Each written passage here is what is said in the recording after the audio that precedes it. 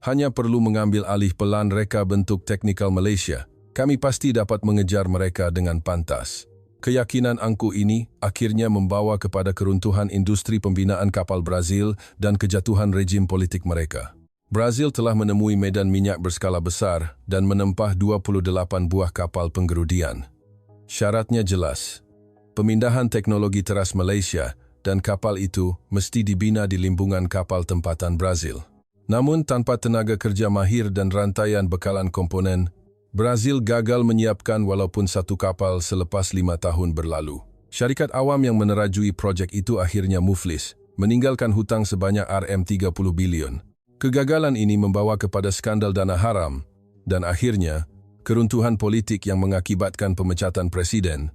Sebaliknya, badan kapal yang gagal disiapkan Brazil selama 5 tahun itu, setelah dipindahkan ke Malaysia, berjaya disiapkan menjadi kapal yang berfungsi sepenuhnya dalam masa beberapa bulan sahaja. Bagaimanakah jurang teknologi ini dapat memisahkan nasib sebuah negara? Hari ini, kita menelusuri rekod 5 tahun yang menyayat hati itu. Dari mana Anda mendengar? Jangan lupa langgan dan tekan suka. Assalamualaikum, saya Michael Lawrence. Saya bertugas sebagai pengarah audit projek di sebuah institusi pelaburan infrastruktur tenaga antarabangsa. Semasa saya membuka timbunan dokumen di dalam pesawat menuju ke tapak projek medan minyak super besar yang ditemui di laut dalam Brazil, medan minyak Pragaram, yang namanya agak asing, saya tertekan dengan angka-angka. Laporan itu mengesahkan minyak dianggarkan berjumlah puluhan bilion tong tertanam di bawah lapisan garam tebal 5.000 meter di bawah dasar laut. Brazil seolah-olah telah memegang kad yang mampu menggugat pasaran tenaga dunia dalam sekelip mata. Setibanya saya di lapangan terbang Rio de Janeiro, bukan sahaja bahang panas yang terasa, seluruh kota bersemangat. Saya menaiki taksi, dan pemandu taksi itu meninggikan suara radio sambil bercakap dengan nada teruja. Dia mengatakan Brazil kini akan menjadi kaya seperti negara-negara Timur Tengah kerana minyak, dan ratusan ribu peluang pekerjaan akan tercipta. Saya hanya mendengar sambil memandang keluar tingkap. Sebagai juru audit, saya hanya memerlukan nombor dan data, bukan emosi seperti kegembiraan atau harapan. Apabila saya meletakkan beg di hotel dan menuju ke lokasi mesyuarat pertama, suasana di kalangan pegawai kerajaan Brazil jauh lebih tinggi daripada jangkaan saya. Skrin besar di salah satu dinding bilik mesyuarat memaparkan secara terperinci pelan pembangunan medan minyak Pragaram. 28 buah kapal penggerudian, puluhan platform pengeluaran, ribuan kilometer pipe, dengan skala pelaburan mencecah puluhan bilion dolar. Saya mencatat nota sambil meneliti angka-angka. Skalanya menakjubkan, tetapi jadwalnya terlalu agresif, dan item risiko diringkaskan lebih ringkas daripada yang dijangka. Semasa Carlos Baeto, pegawai Brazil yang bertanggung jawab, meneruskan pembentangannya, saya melihat sesuatu yang aneh. Dia bukan sahaja bercakap tentang pembangunan tenaga. Dia membangkitkan industri pembinaan kapal. Dia menekankan bahawa Brazil mesti menguasai teknologi untuk membina kapal penggerudian dan keupayaan untuk membina platform. Saya berhenti mencatat dan memandangnya. Jarang sekali projek pembangunan sumber menyebut tentang pembangunan industri pembinaan kapal secara serentak. Carlos menunjuk ke skrin dan mengisytiharkan, Brazil tidak akan kekal sebagai negara yang hanya menjual bahan mentah. Katanya, kali ini mereka akan menguasai teknologi pembuatan. Mereka berhasrat untuk menyerap teknologi pembinaan kapal dari Malaysia, Jepun, dan Eropah untuk menjadikan Brazil sebuah kuasa pembinaan kapal yang hebat. Pegawai-pegawai Brazil di bilik mesyuarat mengangguk dan malah bertepuk tangan. Pada saat itu, saya merasakan sesuatu yang tidak kena. Cita-cita memang baik, tetapi timbul persoalan. Adakah industri pembinaan kapal begitu mudah? Selepas mesyuarat, di koridor, seorang rakan juru audit menghampiri saya dan bertanya perlahan, adakah pelan itu kelihatan realistik kepada Anda? Saya berfikir sejenak. Sumber ada, dana boleh diperoleh. Tetapi teknologi berbeza. Industri pembinaan kapal memerlukan puluhan tahun kepakaran terkumpul. Saya menggelengkan kepala dan menjawab, dari segi angka, ia kelihatan mungkin, tetapi terlalu banyak pemboleh ubah. Rakan saya tersenyum sinis dan berkata, kerajaan Brazil sudah membuat keputusan, dan kita hanya berperanan sebagai pemantau. Keesokan harinya, saya berpindah ke Brasilia. Mesyuarat tambahan dengan pegawai kanan telah dijadualkan di bangunan kerajaan berhampiran Istana Presiden. Suasana di sana lebih hangat daripada di Rio. Poster-poster yang dilekatkan di merata tempat di koridor menguar-uarkan masa depan baru Brazil. Imej bendera Brazil berkibar di sebelah pelantar penggerudian minyak. Frasa penciptaan ratusan ribu pekerjaan dan ramalan kadar pertumbuhan ekonomi memenuhi ruang. Saya berjalan melepasi poster-poster itu sambil berfikir, ini bukan sekadar projek, ini adalah kempen politik. Apabila saya masuk ke bilik mesyuarat, menteri-menteri sudah pun berada di tempat mereka. Carlos juga ada di situ. Dia tersenyum lebar apabila melihat saya dan menghulurkan tangan untuk bersalaman. Saya menggenggam tangannya dan memerhatikan matanya. Dia penuh keyakinan. Tiada keraguan sama sekali. Dia menjemput saya duduk dan berkata, "Michael, Anda akan menyaksikan kejayaan proyek ini. Anda akan melihat sendiri bagaimana Brazil menjadikan yang mustahil menjadi mungkin." Apabila mesyuarat bermula, Carlos meneruskan pembentangannya. Peta pantai Brazil muncul di skrin, dan lokasi-lokasi yang dirancang untuk pembinaan limbungan kapal ditunjukkan di beberapa titik. Saya mengangkat tangan dan bertanya, adakah Brazil mempunyai pengalaman mengendalikan limbungan kapal berskala besar? Carlos terhenti seketika tetapi segera menjawab dengan yakin, belum, tetapi kami akan membina satu. Kami akan mendirikan limbungan kapal bertaraf dunia di tanah Brazil. Saya menyelak dokumen dan melemparkan soalan lain. Bagaimana Anda merancang untuk mendapatkan tenaga kerja pembinaan kapal yang mahir? Carlos ketawa dan menjawab, kami akan latih mereka. Rakyat Brazil cepat belajar. Beberapa tahun sudah cukup. Sambil mencatat, saya berfikir di dalam hati. Dia melihat industri pembinaan kapal terlalu mudah. Seorang lagi pegawai menyampuk. Dia berkata dengan suara teruja, proyek ini akan mewujudkan ratusan ribu pekerjaan di Brazil, dan bandar-bandar baharu akan dibina di sekitar limbungan kapal. Seorang lagi pegawai menyatakan Brazil akan menjadi hub pembinaan kapal Amerika Latin dan akan mengejar Malaysia dan Jepun. Saya memandang wajah mereka satu persatu. Mereka semua ikhlas. Mereka benar-benar percaya. Mereka nampaknya berfikir bahwa mereka boleh mendapatkan teknologi itu dan menjadi kuasa pembinaan kapal dalam masa beberapa tahun.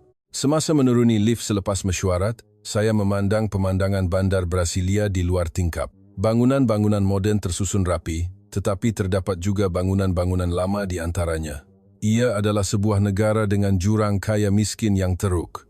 Infrastrukturnya juga tidak sempurna.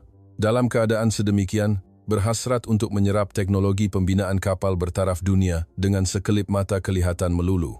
Pada waktu malam saya kembali ke hotel dan membuka komputer riba. Saya perlu menulis laporan. Saya meletakkan tangan di atas papan kekunci dan berfikir lama. Apa yang patut saya tulis? Proyek ini bercita-cita tinggi, tetapi risiko telah dipandang remeh. Pembangunan teknologi tidak berlaku dalam tempo yang singkat. Walaupun saya menaip ayat-ayat ini, saya tidak mengharapkan amaran ini akan diterima. Brazil sudah dibutakan oleh nafsu. Bunyi musik samar-samar meresap melalui tingkap dari jalan. Rakyat Brazil masih dalam suasana perayaan. Saya menyimpan laporan itu dan menghirup kopi.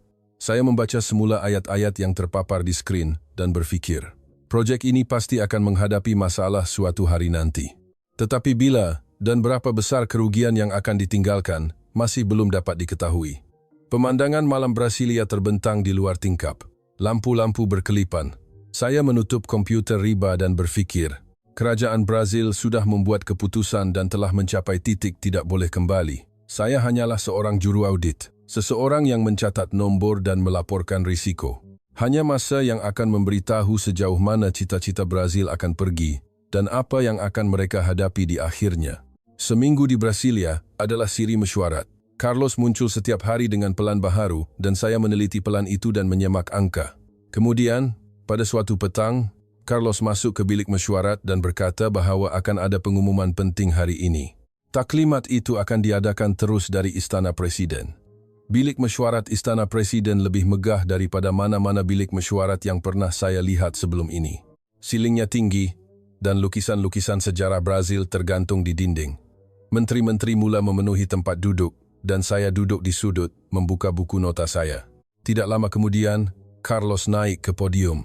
Dia memegang timbunan dokumen tebal di tangannya. Carlos menghidupkan skrin dan mengisytiharkan, mulai hari ini, dasar pembangunan industri pembinaan kapal Brazil diumumkan secara rasmi. Namanya adalah dasar kandungan tempatan.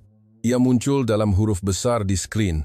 Isinya adalah 28 buah kapal penggerudian puluhan platform pengeluaran. Semua peralatan marin mesti dibina di tanah Brazil oleh tangan rakyat Brazil. Saya menatap skrin sambil memegang pen. Ini adalah dasar yang jauh lebih ketat daripada yang saya jangkakan. Carlos terus menjelaskan.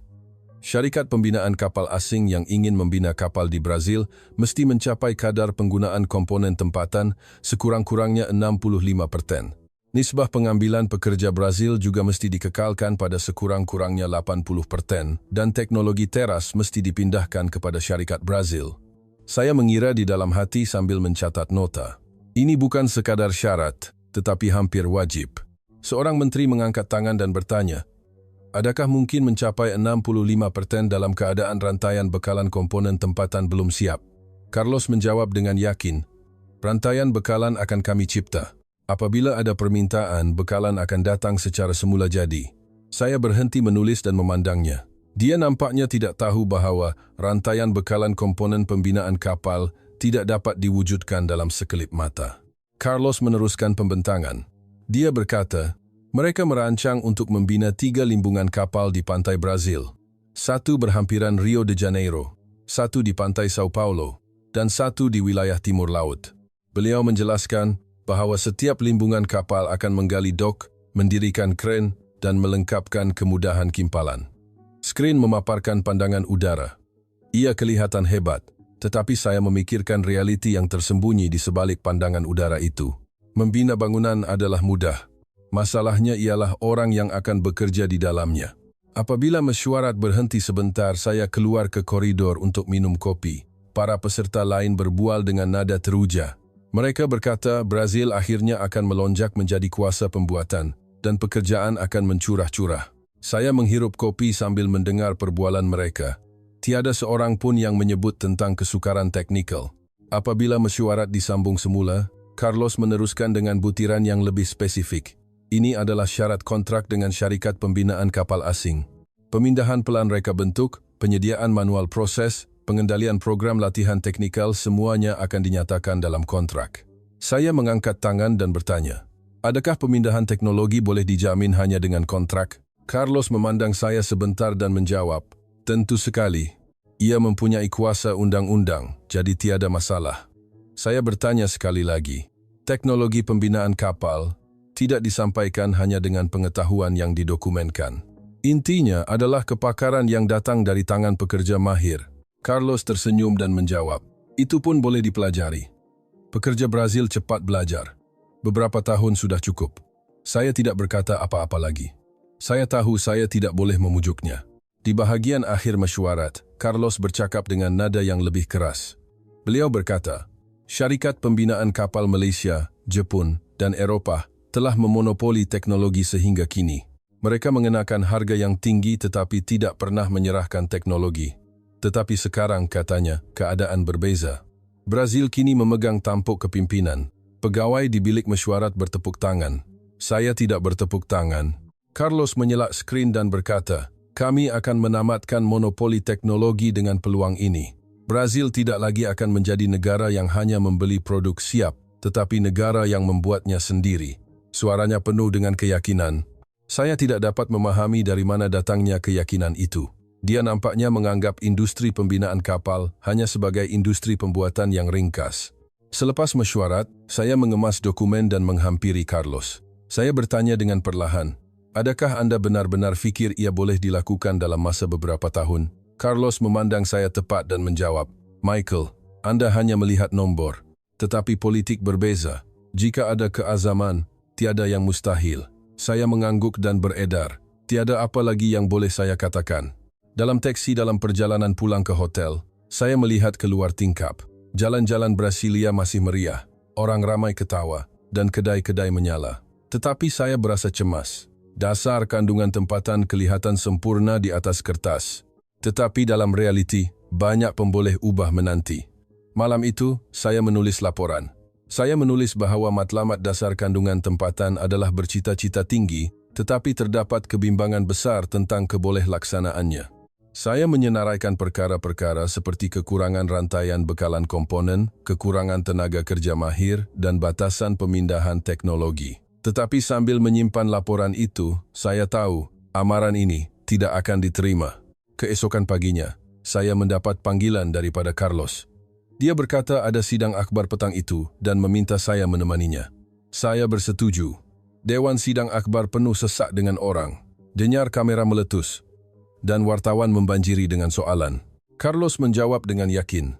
Beliau mengisytiharkan Brazil akan menjadi kuasa pembinaan kapal dan akan mengejar Malaysia dalam masa 5 tahun. Seorang wartawan bertanya, "Bagaimana Anda akan mengatasi jurang teknologi?" Carlos ketawa dan menjawab, "Teknologi akan datang jika ada kilang. Sesiapa sahaja boleh membina jika ada pelan reka bentuk dan manual." Saya mengeluh sambil mendengar kata-katanya dari tempat duduk belakang. Dia nampaknya menganggap pembinaan kapal hanyalah seperti memasang bongkah. Seorang lagi wartawan bertanya, "Adakah syarikat pembinaan kapal asing benar-benar akan menyerahkan teknologi mereka?" Carlos menjawab dengan tegas, "Ia akan dinyatakan dalam kontrak. Ia mempunyai kuat kuasa undang-undang, jadi tiada masalah." Wartawan mencatat nota, dan kamera terus merakam. Saya melihat pemandangan itu dan berfikir, ini bukan projek, ini adalah pertunjukan. Selepas sidang akhbar, saya keluar bersama Carlos. Dia berkata dengan wajah teruja, "Berjaya, rakyat akan bersorak." Saya bertanya dengan tenang, "Adakah Anda benar-benar fikir syarikat pembinaan kapal asing akan menerima syarat ini?" Carlos mengangkat bahu dan menjawab, "Mereka terpaksa menerimanya. Pasaran Brazil terlalu besar." Saya mengangguk, tetapi di dalam hati saya tidak bersetuju. Syarikat pembinaan kapal tahu bahawa teknologi adalah nyawa mereka. Mereka tidak akan menyerahkannya dengan mudah, tetapi Brazil sudah membuat keputusan. Ia tidak dapat diubah lagi. Malam itu, di bilik hotel, saya menghidupkan berita. Dasar kandungan tempatan menjadi tajuk utama. Penyampai berita bercakap tentang masa depan baru Brazil dengan nada teruja. Pekerjaan, pertumbuhan ekonomi, kemerdekaan teknologi semuanya kelihatan cerah. Saya mematikan televisyen dan memandang keluar tingkap. Bintang-bintang kelihatan di langit malam Brasilia. Saya memandang bintang-bintang itu dan berfikir, Brazil menganggap teknologi seperti barang, seperti komoditi yang boleh dibeli dan dijual. Tetapi teknologi bukan seperti itu. Ia terkumpul dalam masa dan melalui kegagalan. Brazil tidak memahaminya, atau mungkin mereka tidak mahu memahaminya. Kira-kira sebulan selepas dasar kandungan tempatan diumumkan, saya dipanggil kembali ke ibu pejabat Rio de Janeiro. Carlos menghubungi saya tergesa-gesa. Beliau berkata cadangan daripada syarikat pembinaan kapal mula masuk dan meminta saya menghadiri mesyuarat semakan. Sambil mengemas beg, saya berfikir, seseorang benar-benar menerima syarat itu. Apabila saya tiba di bilik mesyuarat, terdapat timbunan dokumen di atas meja. Ini adalah cadangan daripada syarikat pembinaan kapal Malaysia, Jepun, Singapura, China, dan Eropah. Saya menyelak dokumen-dokumen itu satu persatu dan terkejut. Lebih banyak syarikat menunjukkan minat daripada yang dijangka. Carlos berkata dengan wajah puas, "Nampak, dunia memberi perhatian kepada Brazil." Tetapi apabila saya membaca cadangan itu dengan teliti, ada sesuatu yang aneh. Kebanyakan syarikat menyatakan minat untuk mengambil bahagian secara bersyarat. Sama ada pembinaan tempatan di Brazil boleh dilakukan, tetapi kadar kandungan tempatan perlu diselaraskan, atau skop pemindahan teknologi perlu dikecilkan. Saya berkata kepada Carlos, tiada syarikat yang menerima syarat sepenuhnya. Carlos melambaikan tangan dan menjawab, "Kami akan berunding." Akhirnya, mereka semua akan menerimanya. Minggu berikutnya, mesyuarat dengan syarikat pembinaan kapal bermula. Syarikat Jepun datang dahulu. Mereka bersopan tetapi tegas. Pembinaan tempatan boleh dilakukan, tetapi komponen teras mesti dibawa dari Jepun. Kawalan kualiti kimpalan mesti dikendalikan oleh juru teknik Jepun. Carlos menggelengkan kepala. Katanya, itu tidak sesuai dengan dasar kandungan tempatan. Wakil syarikat Jepun berdiam diri, dan mesyuarat berakhir dalam keadaan janggal. Syarikat Singapura lebih jujur. Mereka berkata risiko membina kapal penggerudian di Brazil adalah terlalu besar kerana infrastruktur limbungan kapal belum siap. Mereka berkata tempoh persediaan sekurang-kurangnya 5 tahun diperlukan. Carlos naik angin. Beliau berkata, mereka tidak boleh menunggu 5 tahun. Kapal pertama mesti dilancarkan dalam masa 2 tahun. Pihak Singapura menunjukkan wajah serba salah dan akhirnya bangun dari tempat duduk. Syarikat Eropah juga serupa. Secara teknikal boleh dilakukan, tetapi tidak masuk akal dari segi ekonomi. Mereka menunjukkan pengiraan, mengatakan kos akan menjadi 2 kali ganda jika dibina di Brazil. Carlos menolak pengiraan itu dan berkata, Brazil akan menanggung kos. Yang penting ialah pemindahan teknologi. Pihak Eropah menggelengkan kepala. Pemindahan teknologi dan peningkatan kos adalah isu berasingan, kata mereka. Selepas seminggu bertemu dengan pelbagai syarikat, hasilnya tidak memberangsangkan. Semua orang meminta syarat dilonggarkan, dan Carlos tidak berganjak sedikit pun. Setiap kali mesyuarat berakhir, saya menasihati Carlos, bagaimana jika kita membuat syarat sedikit lebih fleksibel? Carlos tegas, apa yang Brazil mahukan ialah teknologi, tiada kompromi. Kemudian pada suatu hari, delegasi syarikat pembinaan kapal Malaysia tiba. Saya melihat mereka buat kali pertama di lapangan terbang. Mereka mempunyai lebih ramai orang berbanding delegasi negara lain, dan beg dokumen mereka tebal. Carlos menyambut mereka dan berkata, Malaysia akan menjadi teras projek ini. Saya meneliti ekspresi delegasi Malaysia. Mereka berhati-hati tetapi tidak menunjukkan penolakan. Keesokan harinya, pembentangan pihak Malaysia bermula di bilik mesyuarat. Mereka telah membuat persediaan yang teliti. Pelan pembinaan limbungan kapal Brazil, program latihan tenaga kerja, dan kaedah penubuhan rantaian bekalan komponen, semuanya terkandung di dalamnya. Saya menyelak dokumen dan kagum. Negara-negara lain menjelaskan mengapa ia tidak boleh dilakukan, tetapi Malaysia menunjukkan bagaimana ia boleh dilakukan. Wakil Malaysia berkata, pembinaan tempatan bukan mudah, tetapi ia tidak mustahil. Ia memerlukan masa dan pelaburan, tetapi kami boleh melakukannya. Carlos mencondongkan badan ke hadapan dan bertanya, adakah pemindahan teknologi juga mungkin? Wakil Malaysia berdiam diri seketika dan kemudian menjawab, skop dan kaedah memerlukan perbincangan, tetapi kerjasama adalah mungkin. Saya mengesan sesuatu daripada nada wakil Malaysia itu. Dia menggunakan perkataan kerjasama dan bukannya pemindahan teknologi. Perbezaan yang halus, tetapi penting. Carlos nampaknya tidak menyedari perbezaan itu dan menunjukkan wajah puas. Selepas mesyuarat, saya bertembung dengan seorang wakil Malaysia di koridor. Saya bertanya dengan berhati-hati, adakah ini benar-benar boleh dilakukan dengan syarat ini? Dia memandang keluar tingkap seketika dan kemudian menjawab, bukan mudah, tetapi mesti dilakukan. Jika kita tidak melakukannya, negara lain akan melakukannya. Saya merasakan sesuatu yang tragis dalam kata-katanya. Minggu berikutnya, mesyuarat kedua diadakan. Kali ini, butiran yang lebih spesifik dibincangkan. Pihak Malaysia mencadangkan untuk menghantar juruteknik ke limbungan kapal Brazil dan akan menyokong secara berperingkat daripada latihan kimpalan hingga kawalan kualiti. Carlos mengangguk dan bertanya, berapa tahun Brazil boleh membina kapal secara bebas? Wakil Malaysia menjawab dengan berhati-hati, sekurang-kurangnya 10 tahun diperlukan. Wajah Carlos mengeras. Katanya, 10 tahun terlalu lama. Ia mesti boleh dilakukan dalam masa 5 tahun. Wakil Malaysia menunjukkan wajah serba salah, tetapi akhirnya mengangguk. Kami akan cuba, katanya. Saya tahu pada saat itu pihak Malaysia mengalah. Mereka mahu mendapatkan projek ini. Rundingan berterusan selama sebulan. Syarikat pembinaan kapal Malaysia bersetuju untuk menjadi rakan kongsi di 3 limbungan kapal Brazil. 3 syarikat perdana marin, Nusantara Heavy Engineering, NHI, dan Global Dockyards, GD, bersetuju untuk membahagikan projek Brazil. Syarat kontrak masih ketat. Kadar penggunaan komponen tempatan 65%, kadar pengambilan pekerja Brazil 80%. Program latihan teknikal pihak Malaysia menerima semuanya.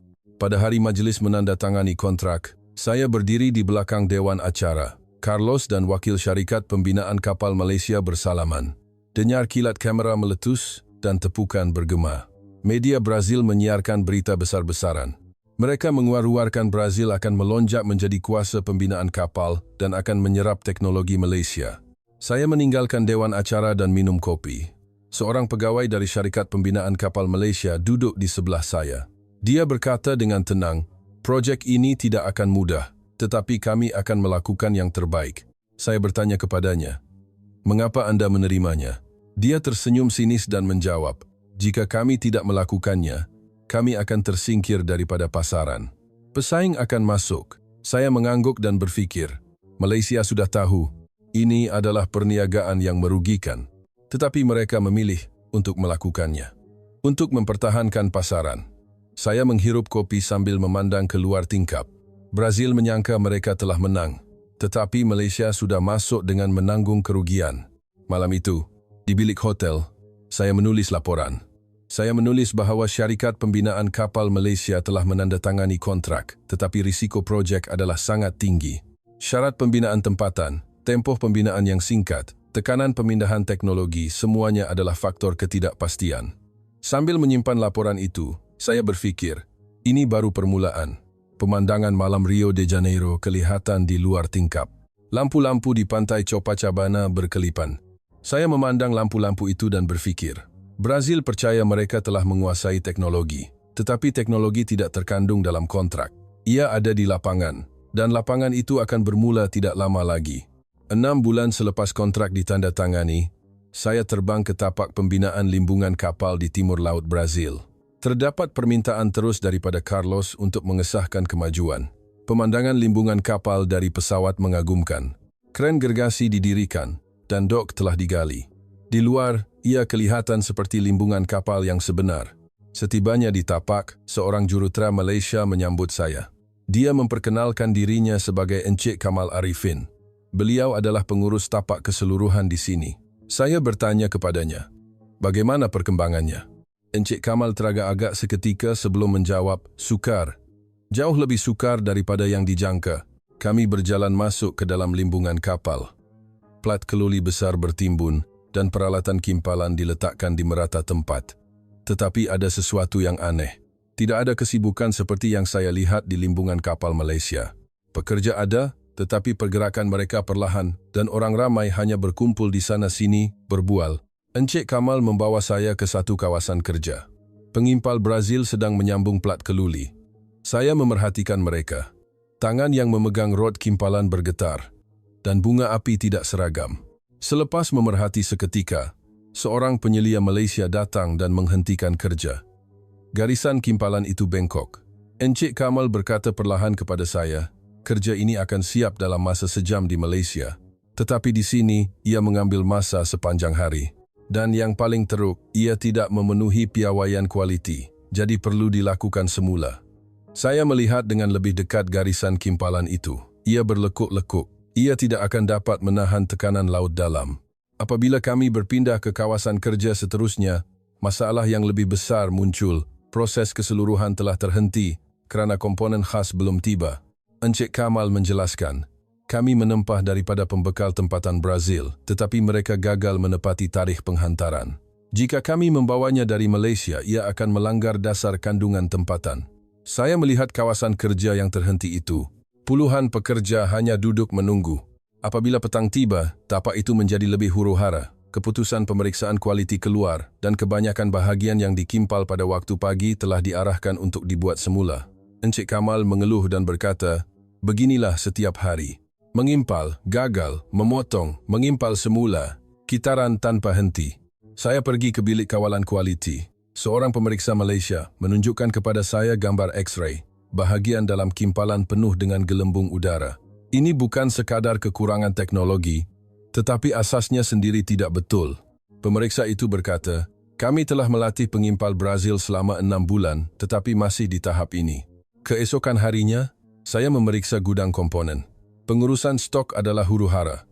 Komponen yang diperlukan tiada, dan komponen yang tidak diperlukan bertimbun. Pengurus gudang adalah orang Brazil, dan dia tidak memahami kod komponen dengan betul. Encik Kamal berkata kepada saya, sistem rantaian bekalan itu sendiri tidak berfungsi.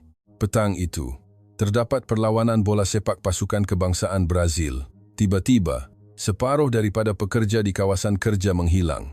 Encik Kamal menunjukkan wajah terkejut, tetapi tidak dapat menghalang mereka. Kontrak mempunyai klausa yang membenarkan kerja dihentikan pada hari perlawanan bola sepak. Saya berjalan di kawasan kerja yang kosong dan berfikir, ini bukan sekadar perbezaan budaya. Pada waktu malam, saya berbual dengan Encik Kamal di pejabat tapak. Dia bercakap secara jujur. Katanya, jika keadaan berterusan begini, mereka pasti tidak akan dapat menepati tarikh akhir.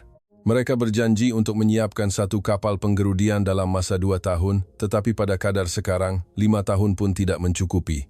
Saya bertanya, adakah Anda sudah melaporkannya kepada ibu pejabat?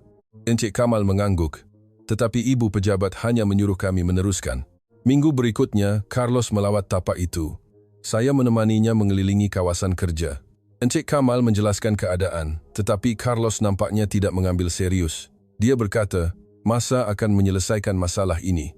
Ia akan menjadi lebih baik apabila pekerja Brazil menyesuaikan diri. Encik Kamal menunjukkan data kerosakan kimpalan. 70% perlu dibuat semula.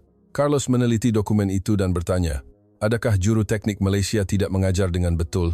Wajah Encik Kamal mengeras. Saya merasakan suasana menjadi tegang. Carlos terus berkata, pemindahan teknologi perlahan. Saya rasa pihak Malaysia sengaja menyembunyikan teknologi. Encik Kamal menjelaskan dengan sabar, teknologi tidak dapat dipelajari dalam sekelip mata. Ia mengambil masa sekurang-kurangnya beberapa tahun, tetapi Carlos tidak menerimanya. Selepas mesyuarat, saya bertemu Encik Kamal secara pribadi. Dia kelihatan letih. Dia berkata kepada saya, setiap hari, pihak Brazil memberi tekanan mengapa kemajuan tidak berlaku. Tetapi secara realitinya mustahil. Bagaimana boleh membina kapal tanpa pekerja mahir? Saya bertanya kepadanya. Jadi, adakah Anda perlu menyerah? Encik Kamal menggelengkan kepala. Kami sudah kontrak, jadi kami mesti teruskan hingga akhir, katanya. Bulan berikutnya, saya melawat 2 limbungan kapal lain. Keadaan adalah sama. Limbungan kapal yang dikendalikan oleh NHI dan limbungan kapal yang dikendalikan oleh GD juga menghadapi masalah yang sama. Kekurangan pekerja mahir, keruntuhan rantaian bekalan komponen, kegagalan kawalan kualiti, ketiga-tiga limbungan mengalaminya. Di satu tapak saya melihat pemandangan yang mengejutkan. Blok badan kapal yang dilaporkan siap, gagal dalam pemeriksaan. Kerosakan kimpalan terlalu teruk sehingga terpaksa dilupuskan sepenuhnya. Bongkah besi bernilai puluhan juta ringgit menjadi besi buruk. Pengurus tapak berkata, ini bukan kali pertama, sudah kali ketiga. Sambil menulis laporan, saya sedar. Brazil telah membina limbungan kapal, tetapi tidak mencipta industri pembinaan kapal. Bangunan dan peralatan ada, tetapi teknologi tiada. Pelan reka bentuk ada, tetapi mereka tidak dapat merealisasikannya. Pekerja mahir tidak dicipta melalui latihan. Ia dicipta melalui masa dan pengalaman. Pada suatu malam, saya berjalan di pantai sambil berfikir. Kerajaan Brazil menganggap teknologi seperti barang. Mereka percaya ia boleh dibeli dan dibawa masuk. Tetapi kebenaran yang saya lihat di lapangan berbeza. Teknologi ada dalam diri manusia. Dan manusia itu dicipta melalui kegagalan berulang selama berpuluh-puluh tahun. Saya bertanya kepada Encik Kamal buat kali terakhir, adakah Anda benar-benar boleh menyiapkan kapal ini? Dia berdiam diri lama dan kemudian menjawab, saya tidak tahu, tetapi kami tidak boleh menyerah. Reputasi industri pembinaan kapal Malaysia dipertaruhkan. Saya melihat keazaman yang mendalam di matanya. Keazaman untuk meneruskan hingga akhir walaupun menanggung kerugian. Saya kembali ke hotel dan menulis laporan panjang. Saya menulis bahwa tapak itu berada di ambang keruntuhan dan pemindahan teknologi telah gagal. Dasar kandungan tempatan Brazil cuba memenuhi angka tanpa mengendahkan realiti dan akibatnya semuanya runtuh. Walaupun saya menghantar laporan itu, saya tahu. Amaran ini juga tidak akan diterima. Lampu limbungan kapal kelihatan di luar tingkap. Kerja malam sedang dijalankan, tetapi cahaya itu bukan harapan. Ia adalah keputusasaan. Pelan reka bentuk adalah sama, tetapi hasilnya sama sekali berbeza. Teknologi ada dalam diri manusia, bukan di atas kertas, dan Brazil tidak memahaminya. Setahun selepas penyerahan laporan keruntuhan tapak, saya dipanggil kembali ke ibu pejabat Brasilia. Kali ini, ia adalah mesyuarat semakan kewangan. Apabila saya masuk ke bilik mesyuarat, terdapat timbunan laporan bajet tebal di atas meja. Sebaik sahaja saya membuka halaman pertama, saya terkejut. Perbelanjaan telah melebihi 3 kali ganda daripada bajet asal. Carlos mempengerusikan mesyuarat. Wajahnya kelihatan jauh lebih letih daripada setahun yang lalu. Dia membuka laporan itu dan menjelaskan. Sasaran untuk menyiapkan kapal penggerudian pertama ialah 2 tahun, tetapi kini ia memasuki tahun keempat dan kadar siap hanya 60%. Saya menekan kalkulator. Pada kadar ini, ia akan mengambil masa sekurang-kurangnya 7 tahun. Pegawai kewangan mula menerangkan item kos. Kos kerja semula adalah yang terbesar. Plat keluli yang dilupuskan akibat kimpalan yang rosak. Kos buruh untuk memotong dan mengimpal semula, kos tambahan akibat kelewatan proses. Angka-angka berterusan tanpa henti. Saya mencatat nota tetapi tidak dapat mempercayainya. Kos asal setiap kapal ialah 500 juta, tetapi kini melebihi 1,5 bilion. Carlos mengangkat tangan untuk menghentikan ucapan itu. Dia berkata, ini masalah sementara. Ia akan menjadi lebih cepat apabila pekerja Brazil menyesuaikan diri. Saya meletakkan pen dan memandangnya. Saya mendengar perkara yang sama setahun yang lalu. Tetapi keadaan tidak bertambah baik. Item seterusnya ialah kos komponen. Disebabkan dasar kandungan tempatan, komponen perlu diperoleh daripada syarikat Brazil. Tetapi syarikat-syarikat itu tidak dapat memenuhi piawaian kualiti. Jadi ia akhirnya perlu dibawa masuk dari luar negara semula. Ini adalah perbelanjaan berganda. Pegawai kewangan mengeluh dan berkata, separuh daripada pembekal komponen Brazil sudah muflis. Saya bertanya, kalau begitu, adakah dasar kandungan tempatan perlu diubah suai? Carlos menggelengkan kepala dengan tegas. Itu mustahil dari segi politik. Kerajaan sudah berjanji kepada rakyat. Saya berfikir di dalam hati, mereka membakar wang untuk menunaikan janji. Semasa waktu rehat mesyuarat, saya bertemu seorang pegawai syarikat pembinaan kapal Malaysia di koridor. Dia kelihatan letih. Dia berkata kepada saya, tekanan daripada ibu pejabat berterusan.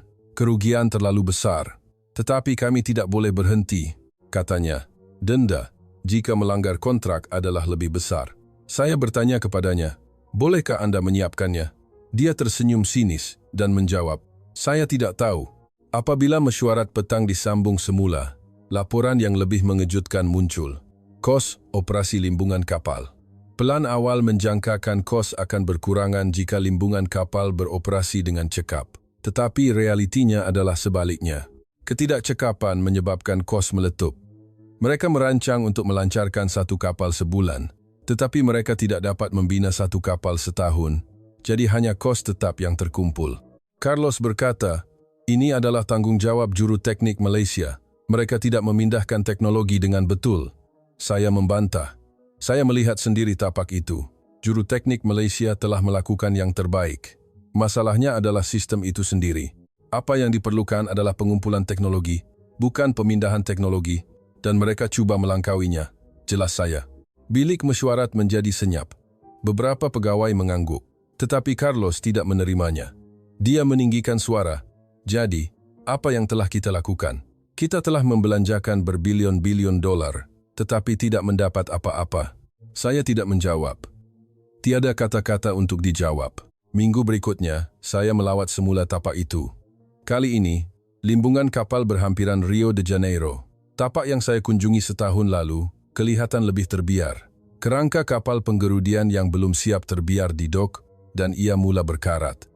Saya mencari Encik Kamal, dan dia kelihatan lebih kurus. Dia membawa saya ke sebelah kapal penggerudian. Struktur keluli gergasi berdiri sendirian. Bongkah besi yang dibina dengan kos berbilion-bilion ringgit. Encik Kamal berkata, ia akan mengambil masa sekurang-kurangnya 3 tahun lagi untuk menyiapkannya. Jika dilakukan di Malaysia, ia akan selesai dalam 6 bulan. Saya memandang ke atas kerangka gergasi itu, dan berfikir, itulah cita-cita Brazil. Saya berjalan di pantai dan melihat limbungan kapal lain. Ketiga-tiga limbungan kapal adalah sama.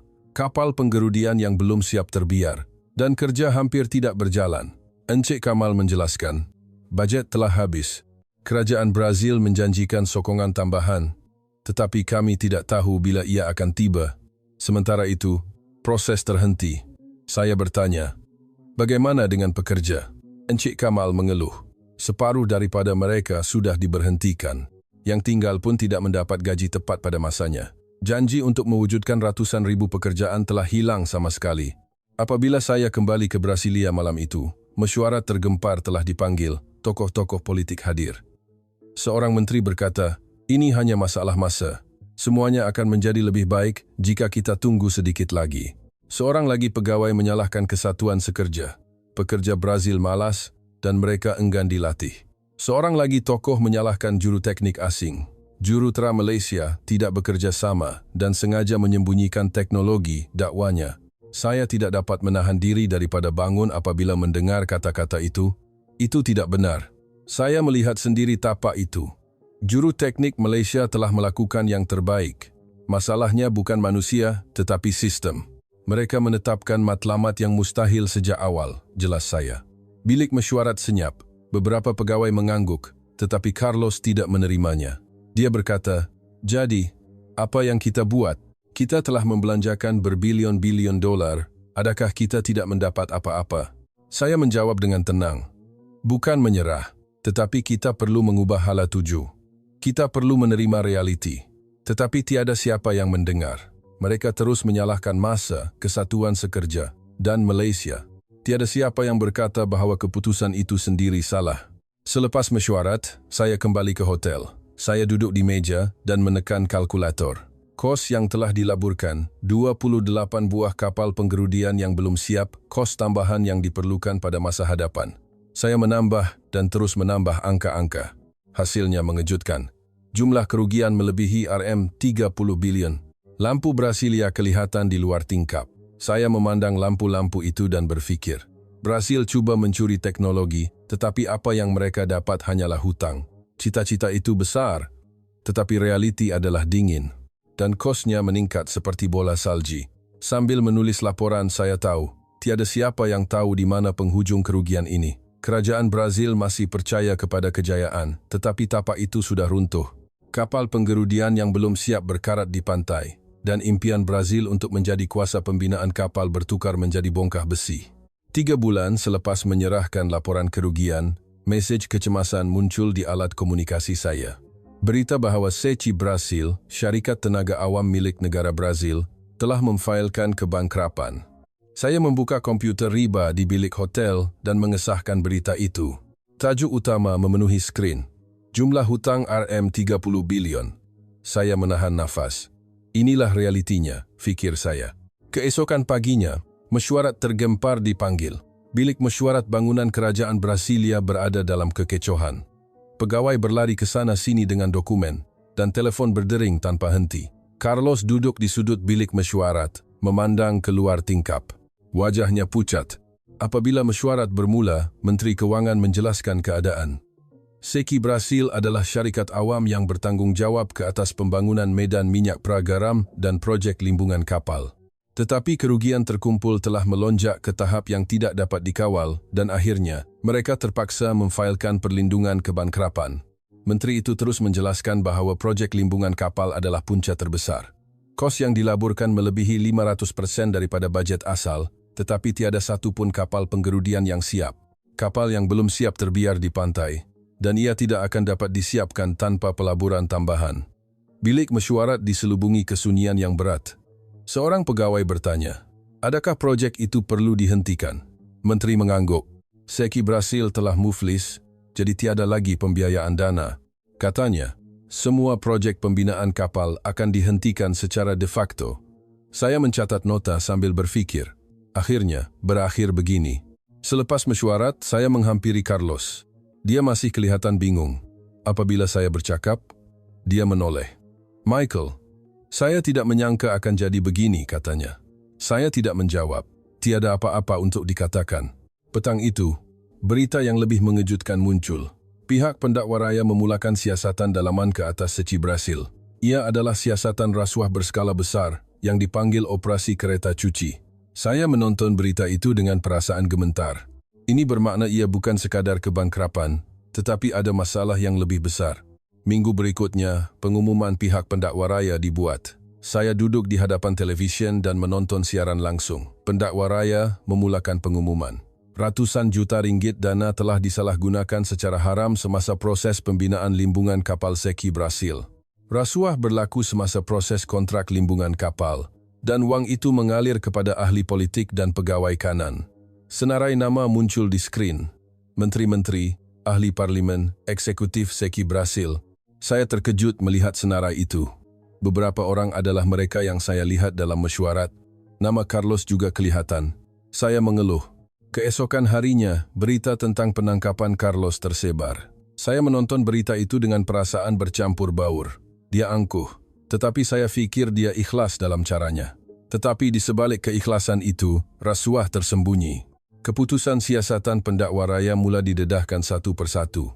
Terdapat pakatan sulit dalam proses kontrak pembinaan limbungan kapal. Syarikat pembinaan tertentu di Brazil diberi keistimewaan, dan sebagai balasan, mereka menerima rasuah. Kontrak pembekalan komponen juga sama. Kontrak diberikan kepada syarikat yang sebenarnya tidak mempunyai keupayaan untuk membekal, dan yuran disalurkan. Saya menonton laporan-laporan itu dan sedar. Sebab mengapa projek limbungan kapal gagal sejak awal. Sebelum masalah teknologi, sistem itu sendiri sudah busuk. Syarikat yang betul tidak dipilih, dan kontrak ditandatangani dengan syarikat yang tidak cekap untuk menerima rasuah. Jadi, mustahil tapak itu berfungsi dengan baik. Seminggu kemudian, saya hadir sebagai saksi kepada siasatan pendakwa raya. Pendakwa raya bertanya kepada saya, "Adakah Anda tahu masalah itu sejak awal projek?" Saya menjawab dengan jujur, "Saya tahu risiko teknikal, tetapi saya tidak tahu tentang rasuah." Pendakwa raya mengangguk dan menunjukkan kepada saya salinan laporan saya. Laporan amaran yang saya serahkan beberapa tahun lalu. Pendakwa raya bertanya, "Adakah amaran ini diterima?" Saya menggelengkan kepala. Tiada siapa yang mendengar. "Semua orang hanya percaya ia akan berjaya," jawab saya. Pendakwa raya tersenyum sinis dan berkata, "Mereka tidak mahu mendengar. Mereka akan menghadapi masalah jika projek itu gagal kerana rasuah." Saya meninggalkan bilik siasatan dan berjalan di koridor, melihat saksi-saksi lain. Pegawai Brazil, eksekutif syarikat pembinaan, pelobi semua dengan wajah tegang. Saya berjalan melepasi mereka sambil berfikir. Orang-orang inilah yang merosakkan industri pembinaan kapal Brazil. Minggu berikutnya, pihak pendakwa raya mendedahkan lebih banyak bukti. Sebahagian daripada kos pembinaan limbungan kapal telah dipindahkan ke akaun dana haram di luar negara. Jumlah tepatnya adalah ratusan juta ringgit. Dengan wang itu, mereka sebenarnya boleh melatih pekerja mahir dan membina rantaian bekalan yang betul, tetapi wang itu hilang, dan yang tinggal hanyalah hutang. Media mula gempar. Setiap hari, pendedahan baharu muncul. Jam tangan mewah ahli politik, hartanah di luar negara, yuran pengajian anak-anak mereka, semuanya datang daripada dana limbungan kapal. Saya mengeluh sambil menonton berita itu. Saya dapat membayangkan betapa terhianatnya perasaan rakyat Brazil. Protes bermula di jalanan. Orang ramai berkumpul dan melaungkan slogan, "Hapuskan rasuah, hukum yang bertanggung jawab." Saya memerhatikan pemandangan itu dari tingkap hotel. Beberapa tahun lalu orang ramai bersorak untuk pembangunan industri pembinaan kapal di jalan yang sama, tetapi kini mereka marah. Saya menghubungi Encik Kamal. Dia masih berada di limbungan kapal. Saya bertanya, "Apa situasinya sekarang?" Dia berkata, "Projek telah dihentikan sepenuhnya. Kebanyakan juru teknik Malaysia sedang bersedia untuk berundur. Kapal penggerudian yang belum siap akan dibiarkan terbiar." Saya bertanya kepada Encik Kamal, "Apa perasaan Anda?" Dia berdiam diri seketika sebelum menjawab, "Rasa kosong. Kami telah melakukan yang terbaik selama beberapa tahun, tetapi akhirnya tiada apa-apa yang siap. Tetapi ini adalah perkara yang dijangka," katanya. Saya merasakan keletihan dalam suaranya. Malam itu, saya menulis laporan panjang. Saya menulis bahawa kebangkrapan Seci Brazil bukan sekadar kegagalan pengurusan. Ia adalah bencana yang dicipta oleh rasuah, keangkuhan, pengabaian teknologi, dan penafian realiti. Brazil mengimpikan menjadi kuasa pembinaan kapal, tetapi apa yang mereka dapat hanyalah hutang dan skandal. Saya membuat kesimpulan. Sambil menghantar laporan itu, saya memandang keluar tingkap. Lampu Brasilia masih berkelipan, tetapi di bawah cahaya itu, seluruh negara bergegar. Saya menghirup kopi sambil berfikir, ini bukan sekadar kegagalan. Seluruh sistem telah busuk. Keinginan untuk mencuri teknologi membawa kepada rasuah, dan rasuah itu meruntuhkan negara. Di atas meja saya, bertimbun laporan yang saya tulis selama bertahun-tahun. Semuanya adalah amaran yang diabaikan. Saya mengeluh melihat dokumen-dokumen itu. Jika ada yang mendengar, ia tidak akan menjadi seperti ini, fikir saya. Tetapi sudah terlambat. Industri pembinaan kapal Brazil telah runtuh sepenuhnya dan di tengah-tengahnya wajah sebenar rasuah didedahkan. Sebulan selepas skandal rasuah meletus, ekonomi Brazil mula merudum dengan pantas. Saya menyemak petunjuk ekonomi setiap pagi.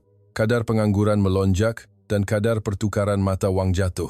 Kebangkrapan Seci Brazil merebak seperti domino kepada syarikat-syarikat awam lain.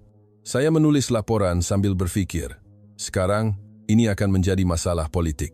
Setiap hari, protes berlaku di jalanan. Pada mulanya ratusan, tetapi dalam seminggu ia meningkat kepada puluhan ribu. Orang ramai menuntut peletakan jawatan presiden. Saya memerhatikan pemandangan itu dari tingkap hotel. Kegagalan projek pembinaan kapal bukan lagi masalah industri semata-mata, tetapi menggugat rejim politik. Sekitar waktu itu, saya mendapat panggilan daripada Encik Kamal. Beliau berkata keadaan limbungan kapal adalah serius.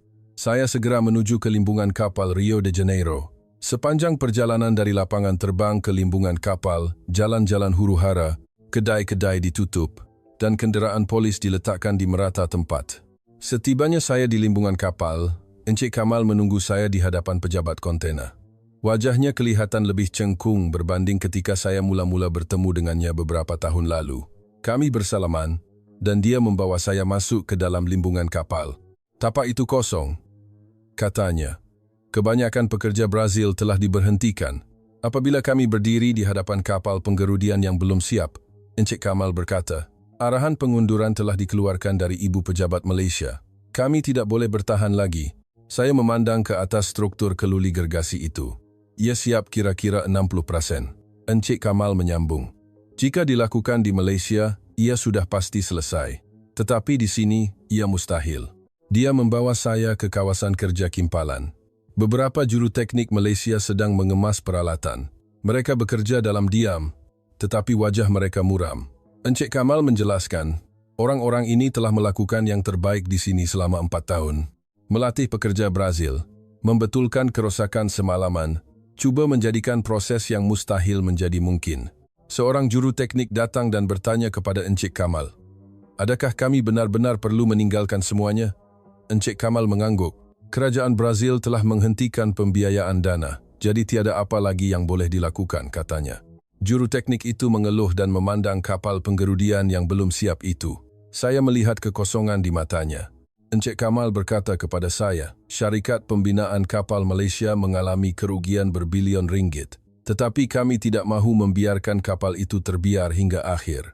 Kami menawarkan untuk menyiapkannya jika Brazil menyediakan dana, tetapi kerajaan Brazil menolaknya. Kerana ia sudah menjadi projek yang berakhir secara politik." Saya bertanya kepada Encik Kamal, "Adakah anda berasa tidak adil?" Dia tersenyum sinis dan menjawab, "Tidak adil, ya. Tetapi ia juga adalah sesuatu yang dijangka sejak awal. Sebaik sahaja saya melihat dasar kandungan tempatan, saya tahu ia akan gagal, tetapi kami tetap melakukan yang terbaik," katanya. Saya merasakan keletihan dalam suaranya. Kami berjalan di pantai limbungan kapal. 3 kapal penggerudian yang belum siap berdiri bersebelahan. Masing-masing dipertanggungjawabkan kepada syarikat pembinaan kapal Malaysia yang berbeza. Encik Kamal menunjuk satu persatu dan menjelaskan, kapal Perdana Marin NHEGD semuanya terhenti pada keadaan siap 60% hingga 70%. Encik Kamal berkata, "Jika kapal-kapal ini dibawa ke Malaysia, kami boleh menyiapkannya dalam masa beberapa bulan. Kerana limbungan kapal Malaysia mempunyai pekerja mahir, rantaian bekalan komponen dan sistem. Tetapi Brazil tidak mahu itu. Mereka mahu membiarkannya di tanah Brazil kerana harga diri." Keesokan harinya, saya kembali ke Brasilia. Puluhan ribu orang berkumpul di hadapan Kongres. Ia adalah demonstrasi menuntut pemecatan. Saya memerhatikan pemandangan itu dari jauh. Plakat-plakat yang dipegang oleh orang ramai tertulis frasa "Hapuskan rasuah" dan "Presiden berundur." Kegagalan pembinaan kapal juga disebut. Saya kembali ke hotel dan menghidupkan televisyen. Berita melaporkan bahawa perbahasan pemecatan di Kongres sedang dijalankan. Usul pemecatan terhadap Presiden Dilma Rousseff telah dikemukakan. Saya duduk di sofa dan menonton siaran langsung itu. Ahli-ahli Kongres berucap satu persatu. Seorang ahli parlimen menyebut projek pembinaan kapal.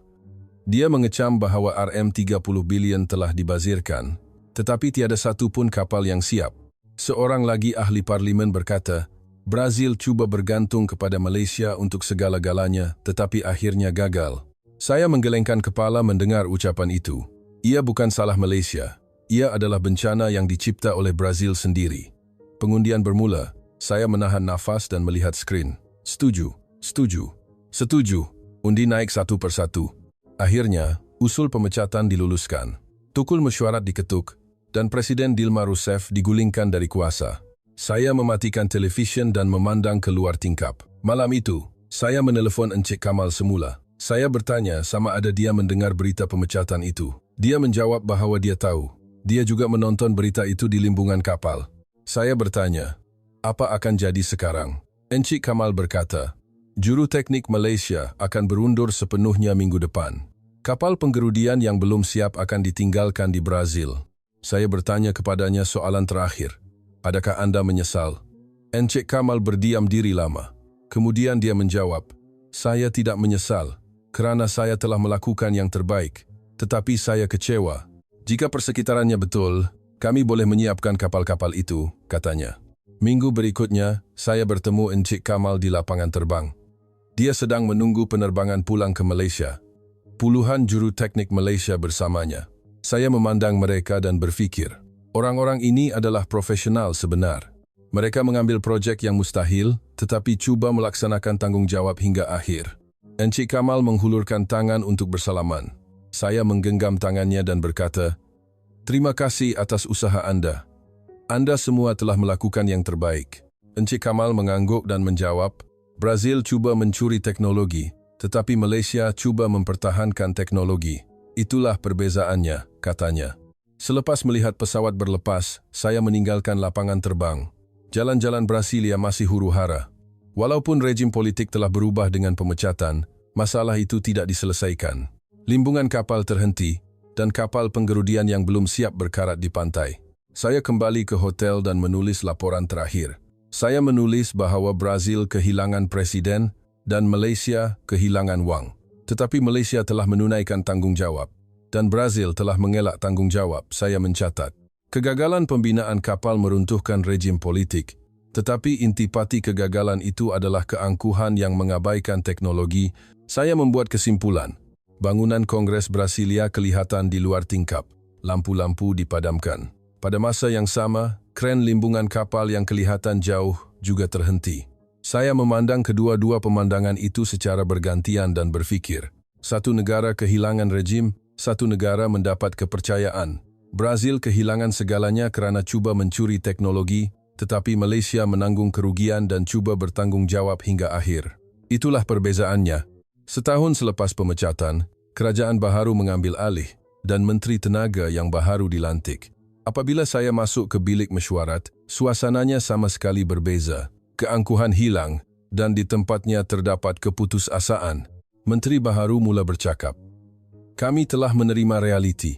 Projek pembinaan kapal telah gagal. Tetapi kami tidak boleh membiarkan kapal penggerudian yang belum siap terbiar begitu sahaja. Ia adalah aset yang dilaburkan berbilion-bilion ringgit dan ia sangat diperlukan untuk pembangunan medan minyak, katanya. Saya mencatat nota sambil bertanya, jadi, apakah rancangan Anda? Menteri itu teragak-agak seketika sebelum menjawab. Kami ingin meminta bantuan Malaysia. Saya meletakkan pen. Orang yang mengusir juru teknik Malaysia setahun yang lalu kini meminta bantuan semula. Menteri itu terus berkata, Brazil kini telah meninggalkan dasar kandungan tempatan. Kami memerlukan penyelesaian yang realistik. Minggu berikutnya, delegasi kerajaan Brazil menuju ke Malaysia. Saya juga turut serta. Apabila kami mendarat di lapangan terbang antarabangsa Kuala Lumpur, KLIA, wajah pegawai Brazil kelihatan tegang. Ia sama sekali berbeza daripada ketika majlis menandatangani kontrak beberapa tahun yang lalu. Pada masa itu, mereka penuh keyakinan, tetapi kini mereka menundukkan kepala. Apabila kami masuk ke bilik mesyuarat Ibu Pejabat Syarikat Pembinaan Kapal Malaysia, Encik Kamal Arifin sudah pun duduk di sana. Dia kini seorang eksekutif Ibu Pejabat. Menteri Brazil membuka mulut dahulu. Suaranya bergetar. Kami minta maaf. Brazil angkuh pada masa itu, dia mengakui. Dan dia memohon, tolong siapkan kapal penggerudian yang belum siap itu. Encik Kamal bertanya dengan tenang, bagaimana Anda ingin kami meneruskannya? Menteri Brazil menjawab, tolong siapkannya di Malaysia. Kami mengakui bahawa ia mustahil di limbungan kapal Brazil. Bilik mesyuarat menjadi senyap. Saya melihat wajah pegawai Brazil. Penghinaan dan keputusasaan bercampur aduk. Pegawai kewangan Brazil berkata, Brazil akan menanggung semua kos. Kami akan menerima semua syarat yang dituntut oleh Malaysia. Dan dia menambah, tolong bantu kami. Jika kapal-kapal itu tidak disiapkan, seluruh industri tenaga Brazil akan runtuh. Pada saat itu, saya tahu Brazil telah menyerah sepenuhnya. Encik Kamal membuka dokumen.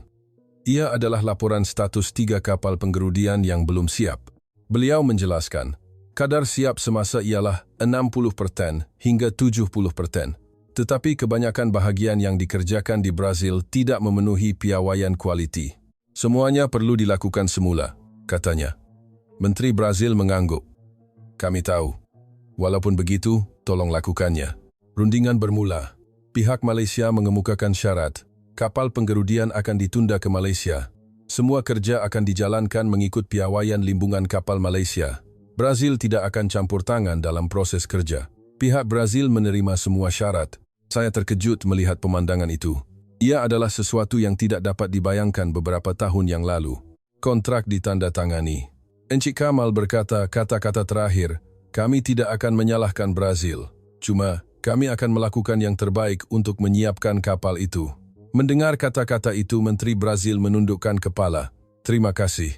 Brazil terhutang budi besar kepada Malaysia, katanya. 2 bulan kemudian, saya berada di limbungan kapal di Port Klang, Malaysia. Sebuah kapal penggerudian yang ditunda dari Brazil sedang memasuki dok. Struktur keluli gergasi bergerak perlahan. Encik Kamal berdiri di sebelah saya dan berkata, setiap kali saya melihatnya, hati saya sakit. Terdapat tanda-tanda penderitaan selama 4 tahun di Brazil. Apabila kapal penggerudian itu berlabuh di dok, kerja bermula. Juru teknik Malaysia masuk ke dalam kapal penggerudian. Pemeriksaan bermula. Encik Kamal menjelaskan, kami akan melakukan pemeriksaan penuh pada bahagian kimpalan. Yang rosak akan dipotong dan dilakukan semula. Saya memerhatikan pemandangan itu. Pergerakan juru teknik Malaysia adalah tepat. Seminggu kemudian, keputusan pemeriksaan keluar. 80% daripada bahagian yang dikimpal di Brazil didapati rosak. Encik Kamal mengeluh dan berkata, tahap yang dijangka. Keesokan harinya, kerja memotong bermula. Saya melawat kawasan kerja. Bunga api memancar dan plat keluli dipotong. Kimpalan yang mengambil masa bertahun-tahun untuk dilakukan di Brazil dikeluarkan dalam masa sehari. Kimpalan baharu bermula. Saya memerhatikan seorang pengimpal Malaysia. Pergerakan tangannya pantas dan garisan kimpalan itu sempurna. Encik Kamal berkata kepada saya, orang itu mempunyai 20 tahun pengalaman. Ia adalah tahap yang sama sekali berbeza daripada pengimpal Brazil. Teknologi terkumpul dalam masa. Ia tidak dicipta melalui latihan, katanya. Sebulan berlalu, dan sesuatu yang menakjubkan berlaku. Proses yang tidak bergerak selama lebih setahun di Brazil mula berjalan dengan pantas. Saya melawat limbungan kapal setiap minggu dan memerhatikan perubahan itu. Komponen tiba tepat pada masanya, dan pekerja bergerak dengan tepat. Sistem pengurusan proses berfungsi. Encik Kamal membawa saya masuk ke dalam kapal penggerudian. Pipe-pipe disambungkan dengan teliti, dan pendawaian elektrik disusun dengan kemas. Beliau menjelaskan, inilah industri pembinaan kapal Malaysia. Sistem yang telah dikumpulkan selama berpuluh-puluh tahun. Saya mengangguk. Inilah yang Brazil cuba curi, fikir saya. Pada bulan ketiga, kapal penggerudian pertama siap. Saya menghadiri majlis pelancaran, pegawai Brazil juga hadir. Sebaik sahaja kapal penggerudian itu terapung di atas air, Menteri Brazil menitiskan air mata. Dia berulang kali menundukkan kepala kepada pihak Malaysia sambil mengucapkan terima kasih. Encik Kamal menerima jabat tangan itu dengan tenang. Selepas majlis pelancaran, Menteri Brazil menghampiri saya. Michael, kata-kata Anda betul, katanya. Teknologi ada dalam diri manusia, bukan di atas kontrak. Brazil menyedari perkara itu terlalu lewat. Saya menjawab, yang penting ialah kesedaran itu. Mujur Anda menerima realiti sekarang. 2 kapal yang tinggal juga disiapkan secara berturut-turut. Kapal-kapal yang gagal disiapkan Brazil selama lebih 5 tahun itu disiapkan dalam masa 4 bulan setiap satu di Malaysia. Saya mencatat keseluruhan proses itu. Pelan reka bentuk yang sama, bahan yang sama, tetapi hasilnya sama sekali berbeza. Perbezaannya adalah teknologi, dan teknologi itu ada dalam diri manusia. Pada hari kapal terakhir berlepas ke Brazil, saya berada di jeti. Encik Kamal berada di sebelah saya. Saya bertanya kepadanya, apa perasaan Anda? Dia berfikir seketika sebelum menjawab, rasa lega kerana kami berjaya, tetapi pada masa yang sama ada rasa pahit. Jika Brazil mempercayai Malaysia sejak awal, penderitaan ini tidak akan berlaku. Saya berkata kepada Encik Kamal, Anda bukan sekadar membina kapal. Anda bertanggung jawab atas kegagalan. Malaysia membetulkan kegagalan Brazil. Encik Kamal mengangguk dan menjawab, itulah industri pembinaan kapal Malaysia. Tidak berputus asa dan bertanggung jawab hingga akhir. Malam itu, saya menulis laporan terakhir. Saya menulis bahawa Brazil cuba mencuri teknologi, tetapi kehilangan rejim politik. Malaysia menanggung kerugian tetapi mendapat kepercayaan. Saya mencatat, Kapal yang gagal disiapkan Brazil, selama 5 tahun disiapkan Malaysia dalam masa beberapa bulan, dan perbezaan itu adalah pengumpulan teknologi. Saya membuat kesimpulan. Pemandangan malam pelabuhan Klang kelihatan di luar tingkap, kren limbungan kapal menyala. Saya memandang lampu-lampu itu dan berpikir, teknologi tidak boleh dicuri. Ia terkumpul dalam diri manusia dan massa. Brazil mempelajarinya, dan Malaysia membuktikannya.